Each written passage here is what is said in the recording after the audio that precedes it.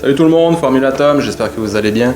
Alors on a une petite pause de 2 semaines avant le prochain Grand Prix, donc j'avais envie de vous parler d'Oliver, et oui, pas Olivier, Oliver Bearman, le petit jeune prodige de 18 ans qui a fait sensation dans le paddock au complet la semaine dernière en remplaçant Carlos Sainz au pied levé. Donc on l'a vu dans le dernier vidéo, un Carlos Sainz malade avec une appendicite, donc il avait fait le vendredi mais il n'a pas pu terminer le week-end.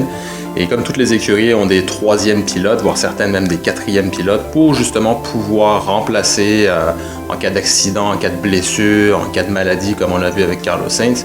Donc il y a toujours un pilote, un 3e qui est sur place, prêt à prendre les commandes d'une monoplace qui est libérée par un pilote malade. Donc pour Oliver Bearman, c'était le premier Grand Prix, vraiment son premier Grand Prix officiel. Il avait fait quelques essais, mais là c'était la première fois qu'il allait se battre en piste avec la crème de la crème des pilotes automobiles. Il s'est très bien débrouillé pendant les essais, pas d'accident, pas d'erreur. Il a fait une très belle qualif en finissant une demi-seconde de Charles Leclerc, son coéquipier expérimenté. Et il a fini la course dans les points, son premier Grand Prix dans les points en terminant à la 7e place. Donc franchement, ça s'est très bien passé.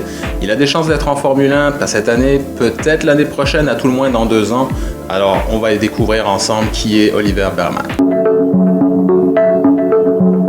Olivier Bearman a 18 ans, il est né le 8 mai 2005 à Chelmsford au Royaume-Uni. Il commence le karting en 2013 à l'âge de 8 ans et dès l'âge de 11 ans, il passe au championnat national anglais où il prend une 2e place en 2016 et en 2017 en pilotant dans la catégorie cadet.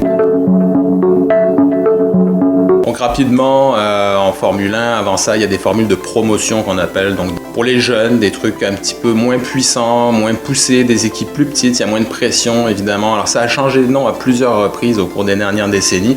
En ce moment, ils ont fait ça très simple, c'est bien.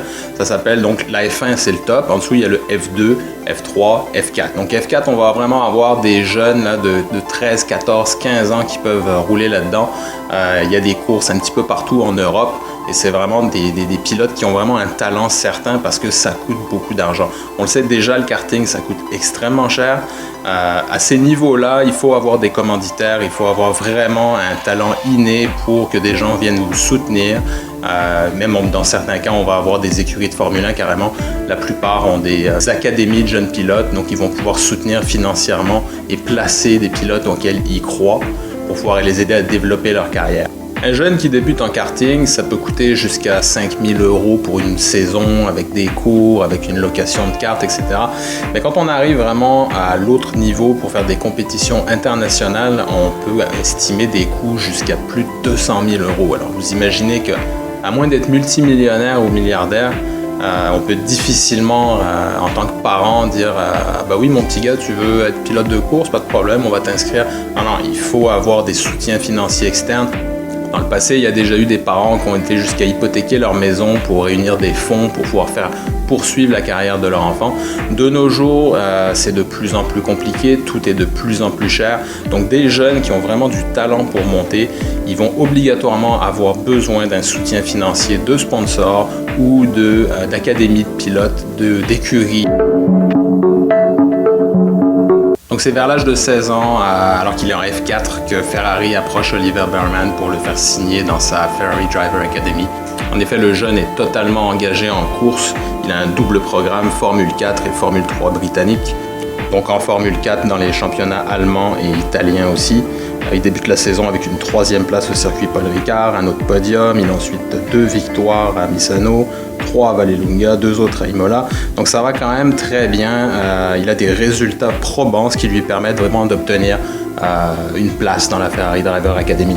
Ensuite, dans le championnat allemand, il réussit à avoir 6 victoires et 11 podiums. Donc là, on commence vraiment à comprendre qu'il y a du talent, il y a de la constance. C'est pas un hasard s'il réussit à avoir autant de succès. En 2022, il commence la F3, donc là c'est vraiment, il y a une grosse marge entre la F4 et la F3 et il fait vraiment une saison extraordinaire.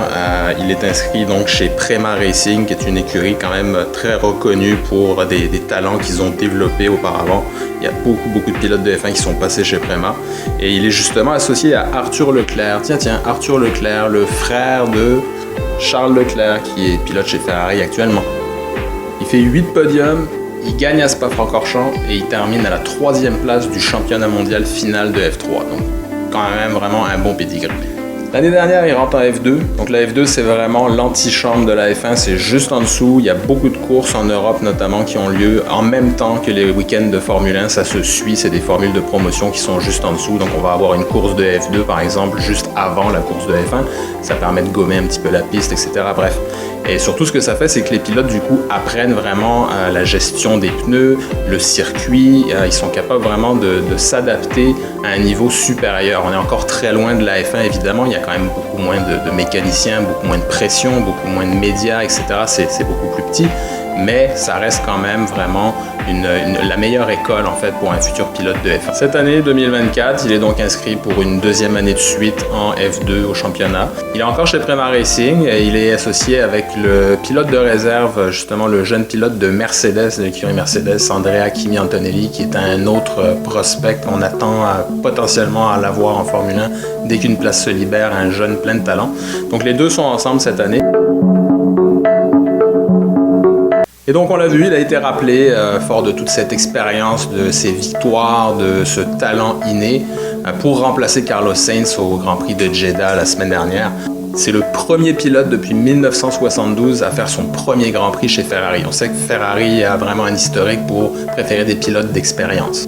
Il devient le plus jeune pilote Ferrari de l'histoire. Et finalement, dans les livres d'histoire de la F1, il est actuellement du coup le plus jeune pilote à marquer des points lors de son premier Grand Prix. Donc vraiment une entrée en matière phénoménale. La pression était énorme, mais il n'a pas fait d'erreur. Il a fait beaucoup mieux que d'autres pilotes d'essai de Ferrari qu'on a pu voir dans les années précédentes. Par exemple, Antonio Giovinazzi, qui a roulé quand même plusieurs années, qui a eu beaucoup de chance, mais qui a fait beaucoup trop d'erreurs. Et lui, il arrive comme ça à 18 ans et franchement, il a fait vraiment sensation. C'est la première fois de l'histoire d'ailleurs qu'on a tous les pilotes d'une saison qui reviennent pour la saison suivante. Il n'y a aucun changement là. Donc les pilotes de 2023 l'année dernière sont exactement les mêmes cette année pour toutes les écuries. C'est la première fois qu'on voit ça.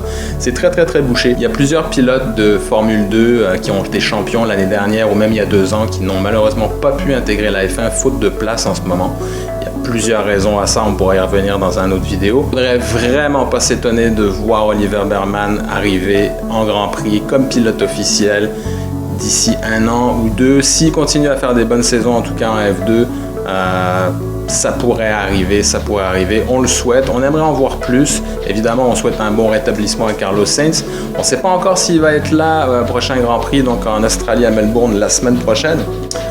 Mais on peut être absolument certain d'une chose, c'est que si Sainz n'est pas encore prêt pour revenir en Grand Prix, Ferrari peut compter sur un pilote qui a su délivrer une performance A1 et qui va pouvoir, on espère, rééditer l'exploit s'il doit rouler à nouveau la semaine prochaine en Australie.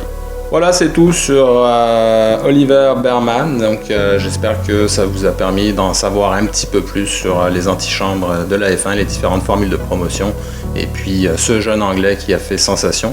Donc comme d'habitude, si vous mettez un petit like, ça serait sympa. Abonnez-vous si ce n'est pas déjà fait, etc.